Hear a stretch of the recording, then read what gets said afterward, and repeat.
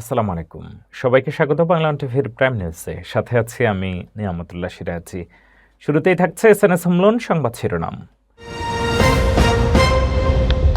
Trump প্রশাসনের immigrant visa স্থগিতাদেশের challenge, আদালতে নাগরিক ও অধিকার সংগঠনের মামলা। এপস্টেইন তদন্তে সাক্ষ্য দিতে সম্মত সাবেক প্রেসিডেন্ট ও পররাষ্ট্রমন্ত্রী ক্লিন্টন দম্পতি। ট্রাম্পের অস্থিতিশীল নীতি ও হঠাৎ শুল্ক পরিবর্তন মার্কিন ডলারের উপর চাপ তৈরি করছে। এবং যুক্তরাষ্ট্র জুড়ে বাড়ি ভাড়া কমছে ২০২২ সালের পর সর্বনিম্ন পর্যায়ে ভাড়া বাজার। এতক্ষণ শুনছিলেন শিরোনাম, এবারে বিস্তারিত। যুক্তরাষ্ট্রের ৭৫টি দেশের নাগরিকদের জন্য ইমিগ্রেন্ট ভিসা স্থগিতাদেশকে কেন্দ্র করে ট্রাম্প প্রশাসনের বিরুদ্ধে মামলা দায়ের করা হয়েছে। সিভিল রাইটস সংগঠনগুলো বলছে, এই নীতি দীর্ঘদিন ধরে প্রতিষ্ঠিত ইমিগ্রেশন আইনকে উল্টে দিচ্ছে। আদালতকে অনুরোধ করা হয়েছে অবিলম্বে স্থগিতাদেশ বাতিল করতে এবং ভিসা প্রক্রিয়া পুনরায় চালু করতে। যুক্তরাষ্ট্রের ৭৫টি দেশের নাগরিকদের ইমিগ্রেশন ভিসা প্রক্রিয়ায় সম্প্রতি আরোপিত স্থগিতাদেশকে কেন্দ্র করে ট্রাম্প প্রশাসনের বিরুদ্ধে নতুন করে মামলা দায়ের করা হয়েছে। সোমবার নিউ ইয়র্কের ফেডারেল কোর্টে বিভিন্ন সিভিল রাইটস সংগঠন যুক্তরাষ্ট্রের স্টেট ডিপার্টমেন্টকে অভিযোগ করেছে যে তাদের নীতি দশক ধরে প্রতিষ্ঠিত ইমিগ্রেশন আইনকে ভেঙে দিয়েছে এবং অভিবাসীদের মৌলিক অধিকার লঙ্ঘন করেছে। মামলায় বলা হয়েছে, জানুয়ারি ২১ তারিখ থেকে কার্যকর হওয়া এই স্থগিতাদেশ ভুল ও ভিত্তিহীন দাবির ওপর ভিত্তি করে প্রণীত, যেখানে বলা হয়েছে যে এই ৭৫ দেশের নাগরিকরা যুক্তরাষ্ট্রে এসে নগদ কল্যাণ সুবিধার ওপর নির্ভর করে এবং পাবলিক চার্জ হিসেবে পরিণত হতে পারে। ফলে বহু বৈধ অভিবাসী পরিবার এবং পেশাজীবীদের ভবিষ্যৎ অনিশ্চিত হয়ে পড়েছে। সংস্থাগুলো আদালতকে অনুরোধ করেছে যেন এই স্থগিতাদেশ অবিলম্বে বাতিল করা হয় এবং অভিবাসী ভিসার প্রক্রিয়া পুনরায় শুরু করা হয়। বিশেষজ্ঞরা বলছেন, এই নীতি শুধুমাত্র অভিবাসীদের নয়, যুক্তরাষ্ট্রের অর্থনীতি ও বৈচিত্র্যকেও প্রভাবিত করছে। মালিকানা সংক্রান্ত অভিযোগ ও রাজনৈতিক বিতর্কের মধ্যে মামলাটি ইমিগ্রেশন নীতি ও মানবাধিকার রক্ষার দিক থেকে নজরকাড়া ভূমিকা রাখছে। এখন আদালতের সিদ্ধান্তের অপেক্ষা করছে অভিবাসীরা, যারা দীর্ঘদিন ধরে যুক্তরাষ্ট্রে বৈধভাবে বসবাস ও কাজের স্বপ্ন দেখছেন। এ ঘটনার ফলাফল আগামী কয়েক মাসে অভিবাসী নীতিতে গুরুত্বপূর্ণ প্রভাব ফেলতে পারে এবং এটি দেশের অভিবাসন ব্যবস্থার ভবিষ্যতের জন্য মাইলফলক হিসেবে বিবেচিত হচ্ছে।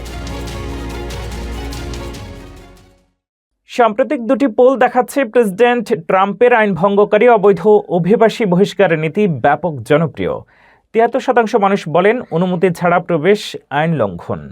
৬১% চাইছেন দেশে ফিরে পাঠানো হোক। অধিকাংশ আমেরিকান আইসকে সমর্থন করছে এবং ডেমোক্র্যাটদের আইসিই বিরোধী কার্যক্রমকে কড়া সমালোচনা করছে।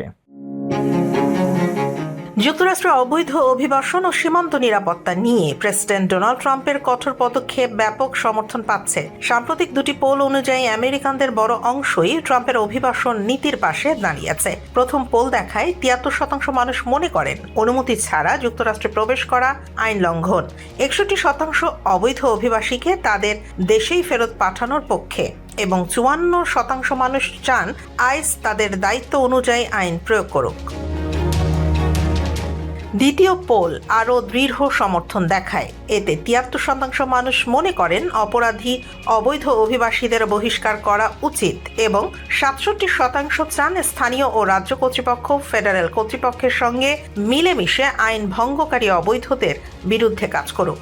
এছাড়া ৬০% মানুষ মনে করেন ডেমোক্র্যাটরা আইসিইর কর্মকর্তাদের বিরুদ্ধে বাধা সৃষ্টি করছে এবং ৫৭% আপত্তি জানাচ্ছেন নির্বাচিত কর্মকর্তাদের আইসিই বিরোধী উস্কানিতে। বিশ্লেষকরা বলছেন, এই ফলাফলে স্পষ্টভাবে দেখাচ্ছে সাধারণ আমেরিকানরা আইনের শৃঙ্খলা রক্ষা এবং সীমান্ত নিরাপত্তা বজায় রাখার ক্ষেত্রে ট্রাম্পের নীতি সমর্থন করছে। প্রশাসনের পক্ষ থেকে বলা হয়েছে, সরকার সীমান্ত সুরক্ষা, নিরাপদ সড়ক এবং আমেরিকা ফার্স্ট এজেন্ডা নিশ্চিত করতে অচল নয়। যুক্তরাষ্ট্রের সাবেক প্রেসিডেন্ট বিল ক্লিন্টন এবং সাবেক পররাষ্ট্রমন্ত্রী হিলারি ক্লিন্টন কুখ্যাত যৌন অপরাধী জেফ্রি এপস্টেইন সংক্রান্ত কংগ্রেসীয় তদন্তে সাক্ষ্য দিতে সম্মত হয়েছেন। রিপাবলিকান নিয়ন্ত্রিত হাউস তাদের আইনি তলব অমান্যের অভিযোগে ভোট দেওয়ার আগে এই সিদ্ধান্ত। ক্লিন্টনরা আগেই সীমিত তথ্য সরবরাহ করেছেন এবং অভিযোগকে রাজনৈতিক উদ্দেশ্যপূর্ণ বলে উল্লেখ করেছেন। যুক্তরাষ্ট্রের সাবেক প্রেসিডেন্ট বিল ক্লিন্টন ও সাবেক পররাষ্ট্রমন্ত্রী হিলারি ক্লিন্টন কুখ্যাত যৌন অপরাধী জেফ্রি অ্যাপস্টেইন সংক্রান্ত কংগ্রেসীয় তদন্তে সাক্ষ্য দিতে সম্মত হয়েছেন। এই সিদ্ধান্ত আসে এমন এক সময়ে যখন রিপাবলিকান নিয়ন্ত্রিত প্রতিনিধি পরিষদ উভয় ক্লিন্টনকে আইনি তলব অমান্যের অভিযোগে ক্রিমিনাল কন্টেম্প্ট ঘোষণা করতে পারে। হাউস ওভারসাইট কমিটি গত মাসের শেষ দিকে ক্লিন্টন দম্পতিকে অবমাননার অভিযোগে অভিযুক্ত করার প্রস্তাব অনুমোদন করে, যা কিছু ডেমোক্র্যাট সদস্যও সমর্থন করেন। ক্লিন্টন দম্পতির আইনজীবীরা বলেছিলেন তাদের কাছে অ্যাপস্টেইন বিষয়ে সীমিত তথ্য ইতোমধ্যে দেওয়া হয়েছে এবং তলব রাজনৈতিক উদ্দেশ্যে প্রেরিত। বিল ক্লিন্টন অ্যাপস্টেইনের অপরাধ সম্পর্কে জানতেন, এমন অভিযোগ অস্বীকার করেছেন এবং নির্যাতনের শিকারদের কেউ তার বিরুদ্ধে অভিযোগ করেননি। মার্কিন বিচার বিভাগের প্রকাশিত নথিতে বিল ক্লিন্টনের ছবিও রয়েছে, যেখানে তাকে অ্যাপস্টেইনের মালিকানাধীন সম্পত্তিতে দেখা যায়। ক্লিন্টনের মুখপাত্র জানিয়েছেন ছবিগুলো বহু পুরনো এবং অপরাধ প্রকাশের আগেই সম্পর্ক ছিন্ন হয়েছে। অ্যাঞ্জেল উরেনা, ক্লিন্টনের ডেপুটি চিফ অফ স্টাফ, সামাজিক যোগাযোগ মাধ্যমে নিশ্চিত করেছেন যে দম্পতি কমিটির সামনে হাজির হবেন এবং এটি সবার জন্য সমানভাবে প্রযোজ্য একটি দৃষ্টান্ত স্থাপন করবে। প্রেসিডেন্ট ট্রাম্পের অস্থিতিশীল নীতি ও হঠাৎ শুল্ক পরিবর্তন মার্কিন ডলারের উপর চাপ বাড়াচ্ছে। বিদেশি বিনিয়োগকারীরা যুক্তরাষ্ট্রের সম্পদ এক্সপোজার কমাচ্ছেন। স্বর্ণের দাম বাড়ছে, ডলারের মান কমছে। ডলার দুর্বল থাকায় রপ্তানিতে সুবিধা থাকলেও আমদানি জিনিসের দাম বৃদ্ধি ও মুদ্রাস্ফীতি সমস্যা বাড়াচ্ছে। যুক্তরাষ্ট্রের মুদ্রা ডলার চলমান নীতিগত অস্থিরতার কারণে চাপের মুখে পড়েছে। প্রেসিডেন্ট ডোনাল্ড ট্রাম্পের দ্বিতীয় মেয়াদে হঠাৎ করেই আর্থিক নীতি ও শুল্ক পরিবর্তন, সামরিক পদক্ষেপ এবং বাজারের ঝটপট উত্থান পতনের কারণে বিদেশি বিনিয়োগকারীরা যুক্তরাষ্ট্রের সম্পদে অতিরিক্ত এক্সপোজার কমাচ্ছেন। এর ফলে গত এক বছরে ডলারের মান প্রায় 10% কমেছে। অর্থনীতিবিদরা বলছেন ট্রাম্পের অস্থিতিশীল নীতি ডলারের প্রতি বিনিয়োগকারীদের আস্থা কমাচ্ছে। একই সময়ে স্বর্ণের দাম গত বছর প্রায় 80% বেড়েছে, যা ডলারের দুর্বলতার প্রমাণ। ট্রাম্প ফেডকে বারবার সুদের হার কমানোর জন্য চাপ দিচ্ছেন, যা ডলারের মান আরও কমাতে পারে। তবে ডলার কম থাকায় যুক্তরাষ্ট্রের রপ্তানি খাত লাভবান হচ্ছে। বিদেশি বাজারে পণ্যের দাম কমে যাচ্ছে, এতে আমদানি করা জিনিসপত্রের দাম বৃদ্ধি পেতে পারে, যা মুদ্রাস্ফীতি নিয়ন্ত্রণে বাধা সৃষ্টি করতে পারে। প্রেসিডেন্ট নিজেই মুদ্রার অবস্থা নিয়ে বিভ্রান্ত সংকেত দিচ্ছেন। একদিকে বলছেন ডলার ভালো আছে, অন্যদিকে কর্মকর্তারা সবল ডলারের পক্ষে অবস্থান পুনর্ব্যক্ত করছেন। বিশ্লেষকরা মনে করছেন মার্কিন ডলারের স্থিতিশীলতা বজায় থাকলেও ট্রাম্প প্রশাসনের নীতিগত অস্থিরতা বিদেশি বিনিয়োগকারীদের আস্থা কমাচ্ছে, যা ভবিষ্যতে ডলারের ওপর চাপ বাড়াতে পারে। যুক্তরাষ্ট্র জুড়ে বাড়ি ভাড়া কমে এসেছে, যা ভাড়াটেদের জন্য বড় স্বস্তির খবর। নতুন তথ্য অনুযায়ী জানুয়ারিতে টানা 6ষ্ঠ মাসের মতো ভাড়া কমেছে এবং 2022 সালের পর সর্বনিম্ন পর্যায়ে নেমেছে। নিউ ইয়র্ক, লস অ্যাঞ্জেলেসে এবং ডেনভার সহ বহু শহরে ভাড়া বাজার এখন ভাড়াটে বান্ধব। যুক্তরাষ্ট্র জুড়ে বাড়ি ভাড়া কমতে শুরু করায় স্বস্তি পাচ্ছেন লাখো ভাড়াটে পরিবার। নতুন তথ্য অনুযায়ী জাতীয় গড় ভাড়া 2022 সালের পর সর্বনিম্ন পর্যায়ে নেমেছে। চলতি বছরের জানুয়ারিতে টানা 6ষ্ঠ মাসের মতো ভাড়া কমেছে, যা বার্ষিক হিসাবে 2 বছরের মধ্যে সবচেয়ে বড় পতন, প্রায় 6.2%। রিয়েল এস্টেট বিশেষজ্ঞরা বলছেন 2026 সাল ভাড়াটেদের জন্য গত এক দশকের সবচেয়ে অনুকূল সময়গুলোর একটি হতে যাচ্ছে। এই প্রবণতা দেশের প্রায় সব বড় শহরেই দেখা যাচ্ছে। New York, Los Angeles, Denver, Boston, Phoenix, San Diego, Dallas, Fort Worth, Nashville সহ বহু এলাকায় অ্যাপার্টমেন্ট ভাড়া উল্লেখযোগ্যভাবে কমেছে। কোথাও কোথাও ভাড়া 4 থেকে 9 বছরের মধ্যে সর্বনিম্ন পর্যায়ে নেমেছে। বিশ্লেষকদের মতে নতুন অ্যাপার্টমেন্ট নির্মাণ বৃদ্ধি, আবাসন সরবরাহ বাড়ানো এবং প্রশাসনিক জটিলতা কমানোর ফলেই বাজারে এই পরিবর্তন আসছে। কিছু শহরে একক পরিবারের বাড়ির ভাড়াও কমতে শুরু করেছে। এই ভাড়া হ্রাস এমন এক সময়ে এসেছে যখন জ্বালানির দাম কমা, মর্টগেজ সুদের হার হ্রাস এবং মজুরি বৃদ্ধির মতো বিষয়গুলো ভোক্তাদের ব্যয় চাপে কিছুটা স্বস্তি দিচ্ছে। প্রশাসনের পক্ষ থেকে বলা হচ্ছে, লক্ষ্য শুধু ভাড়াটেদের স্বস্তি নয়, দীর্ঘমেয়াদে সবার জন্য বাড়ির মালিক হওয়ার সুযোগ তৈরি করাই মূল উদ্দেশ্য। বিশ্লেষকদের ধারণা, বর্তমান ধারা অব্যাহত থাকলে আগামী মাসগুলোতেও ভাড়া বাজার ভাড়াটে বান্ধবী থাকবে। যুক্তরাষ্ট্রের মিশিগানে হ্যাজেল পার্কের অ্যামাজন ওয়্যারহাউসে US immigration and customs enforcement ICE ঢুকে একজনকে গ্রেপ্তার করেছে। এমন খবর ছড়িয়ে পড়ার পর সামাজিক মাধ্যমে প্রশ্ন উঠেছে, এটা কি অ্যামাজন ওয়্যারহাউসের ভেতরে পরিকল্পিত অভিযান ছিল? বিভিন্ন গণমাধ্যমের প্রতিবেদনের তথ্য মিলিয়ে দেখা যাচ্ছে ঘটনাটা ভিন্ন। আরও জানাচ্ছেন ফারজানা আফরোজ। মিশিগানের হ্যাজেল পার্ক সিটির 9 মাইল রোডের অ্যামাজন ওয়্যারহাউসের ভেতরে সোমবার সকালে হঠাৎ ঢুকে পড়ে আইস। অ্যামাজন ওয়্যারহাউসের পাশে US immigration and customs enforcement কর্মকর্তারা এডউইন রোমেরো গুতিয়েরেজ নামে ভেনেজুয়েলার এক ব্যক্তির গাড়ি থামানোর চেষ্টা করেন। তিনি গাড়ি না থামিয়ে পালিয়ে যাওয়ার চেষ্টা করেন। এ সময় আইস কর্মকর্তারা তাকে ধাওয়া করেন। এতে অন্য গাড়ির সঙ্গে প্রায় সংঘর্ষের পরিস্থিতিও তৈরি হয়। পরে রোমেরো গুতিয়েরেজ চলন্ত গাড়ি থেকে নেমে দৌড়ে অ্যামাজন ওয়্যারহাউস ভবনের ভেতরে ঢুকে পড়েন। এ সময় নিরাপত্তা কর্মীদের অনুমতি নিয়ে আইস কর্মকর্তারা ভবনের ভেতরে প্রবেশ করেন এবং সেখান থেকেই তাকে আটক করেন। স্থানীয় পুলিশ কল পেলেও ঘটনাস্থলে পৌঁছানোর আগেই গ্রেফতার সম্পন্ন হয়। এই ঘটনায় নানান প্রশ্নের জন্ম দিলেও মূলত অ্যামাজনের ভেতরে আলাদা করে কোনো অভিযান পরিচালনা করেননি আইস কর্মকর্তারা। মূলত রাস্তায় ধাওয়া করা হলে গ্রেফতার হওয়া ব্যক্তি ভবনের ভেতরে ঢুকে পড়ায় অনুমতি নিয়ে ভেতরে গিয়ে তাকে গ্রেফতার করা হয়।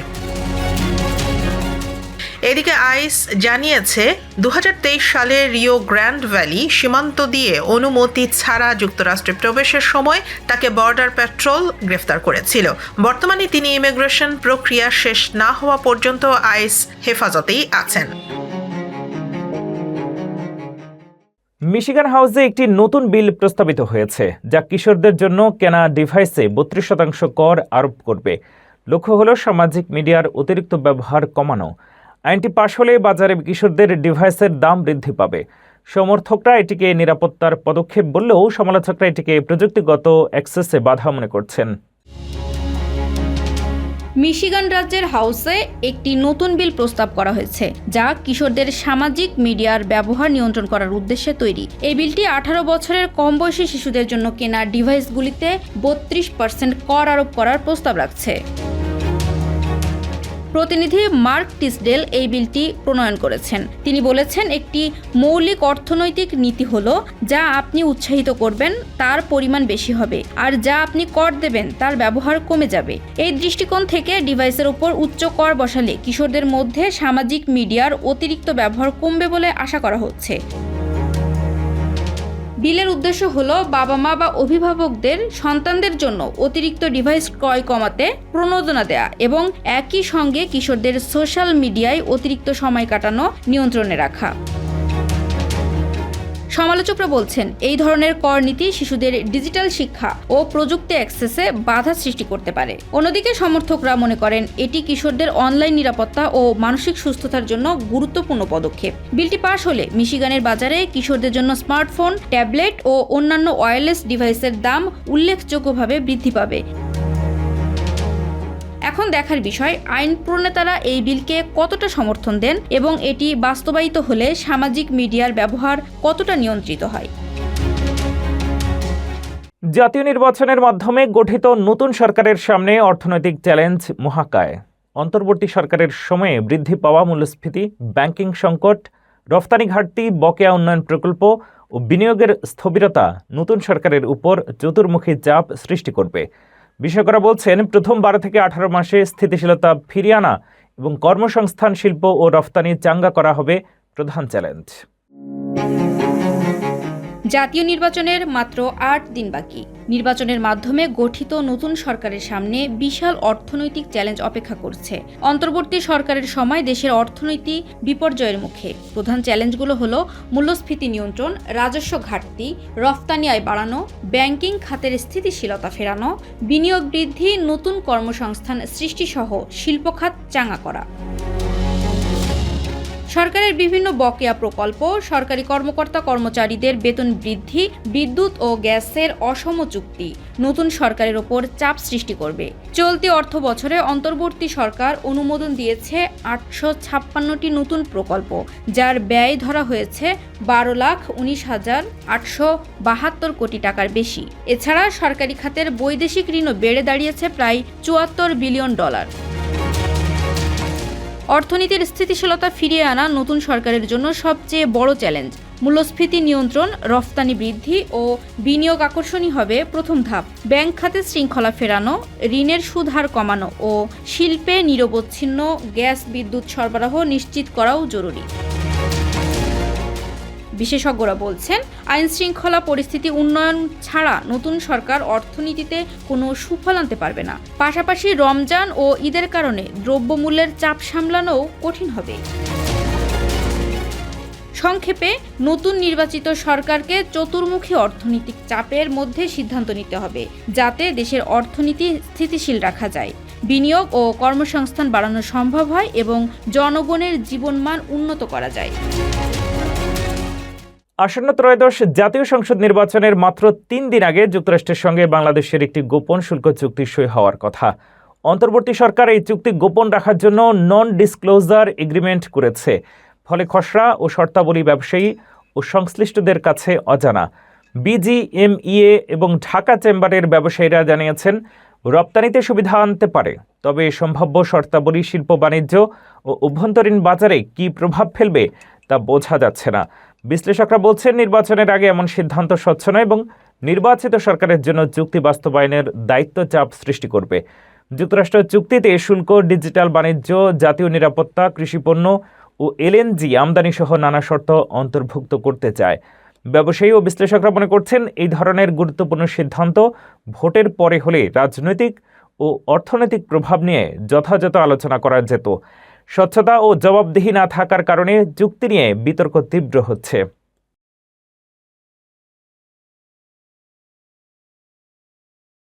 বাংলাদেশের সাবেক প্রধানমন্ত্রী শেখ হাসিনার ছেলে সজীব ওয়াজেদ জয় অন্তর্বর্তী সরকারের বিরুদ্ধে বিস্ফোরক অভিযোগ তুলেছেন। তার ভিডিও বার্তায় তিনি বলেন, ২০২৪ সালের জুলাই-আগস্ট আন্দোলনের সময় পুলিশ, আওয়ামী লীগ কর্মী ও সাধারণ নাগরিকদের উপরে সংঘটিত হত্যাকাণ্ডের যথাযথ তদন্ত হচ্ছে না, বরং অন্তর্বর্তীকালীন সরকার জুলাই উত্থান অধ্যাদেশ ২০২৬ জারি করে এসব হত্যাকারীর জন্য ইমিউনিটি দিয়েছে। জয় অভিযোগ করেছেন, আওয়ামী লীগের সময়ে গঠিত বিচার বিভাগীয় কমিটি সব হত্যাকাণ্ড নিরপেক্ষভাবে তদন্ত করেছিল, কিন্তু এখন অন্য পক্ষের অপরাধকে ছাড় দেওয়া হচ্ছে। তিনি বলেন, নির্বাচনের আগে এই একপক্ষীয় ব্যবস্থা সত্যিকারের ন্যায় বিচারকে বাধাগ্রস্ত করছে। জয় আরও উল্লেখ করেছেন, তার মা কখনো হত্যার নির্দেশ দেননি, কিন্তু বর্তমান সরকার মব জাস্টিস নামে দায় এড়াচ্ছে। এই ভিডিও বার্তা সামাজিক মাধ্যমে ভাইরাল হয়েছে এবং দেশের রাজনৈতিক ও মানবাধিকারের পরিবেশ তীব্র আলোচনার জন্ম দিয়েছে। এই ছিল বাংলা টিভির প্রাইম নিউজে। পরবর্তী প্রাইম নিউজ দেখার আমন্ত্রণ জানিয়ে শেষ করছি এখানেই। এতক্ষণ সাথে থাকার জন্য ধন্যবাদ।